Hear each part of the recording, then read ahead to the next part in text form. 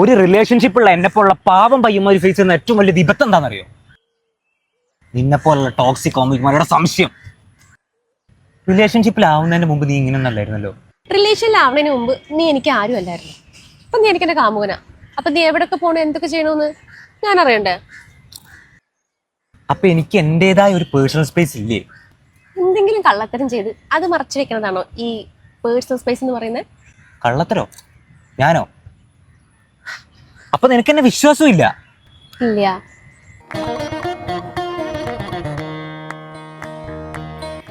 നീ എന്ത് പറഞ്ഞാലും ഞാൻ സമ്മതിച്ചിരുന്നു വിചാരിക്കണ്ട. ഞാൻ നിന്നോട് ചോദിക്കുന്നു, നീ എങ്ങോട്ടാ പോണേ, എന്തൊക്കെയാ ചെയ്യുന്നതെന്ന് ചോദിക്കണ്ടോ?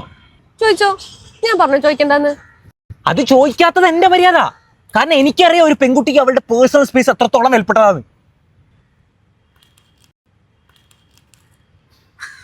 അല്ലെങ്കിൽ ഞങ്ങൾ ആമ്പിള്ളേർക്ക് വേണ്ടി സംസാരിക്കുന്ന ഇവിടെ രാഹുൽ ഈശ്വർ മാത്രമേ ഉള്ളൂ. വികാരം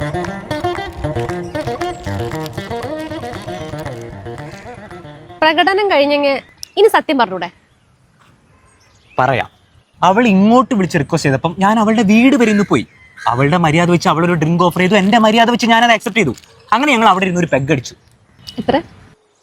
ഒരു 5-6 പെഗ് അടിച്ചു കാണും. അതിൽ കൂടുതൽ ഉറപ്പ്. അതിനുശേഷം ഞങ്ങൾ അപ്പം തന്നെ ടാറ്റ ബൈ ബൈ പറഞ്ഞിറങ്ങി. അല്ല, നീ വിചാരിക്കുന്ന പോലെ ഒന്നും അവിടെ നടന്നിട്ടില്ല.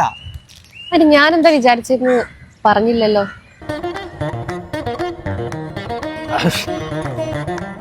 നീയല്ലേ ഇപ്പൊ എന്തൊക്കെയോ ചിന്തിച്ചു കൂട്ടിയേ? നീ ഇങ്ങനെ കണ്ണുരുട്ടി നോക്കുമ്പോ എനിക്ക് ചെറിയ പേടിയൊക്കെ തോന്നുന്നുണ്ട്. ഉള്ളിൽ കള്ളത്തരമുള്ളോണ്ടാ ഈ പേടി തോന്നുന്നേ. മനസ്സിൽ കള്ളത്തരുണ്ടെങ്കിലേ കണ്ണി നോക്കി സംസാരിക്കാൻ പറ്റില്ല എന്നാ. അപ്പൊ ഞാൻ എന്ത് പറഞ്ഞാലും നീ വിശ്വസിക്കില്ലേ? സത്യം പറഞ്ഞ വിശ്വസിക്കാം. ഓ, അങ്ങനെയാണെങ്കിൽ എനിക്ക് ഈ റിലേഷൻഷിപ്പ് മുന്നോട്ട് കൊണ്ടുപോകാൻ ബുദ്ധിമുട്ടുണ്ട്. ഓക്കെ. എന്താ?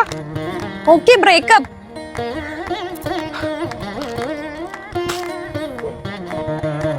ഞാനിത് പറയാൻ കാത്തുകയായിരുന്നു നീ ഓക്കെ ബ്രേക്കപ്പ് എന്ന് പറയാൻ.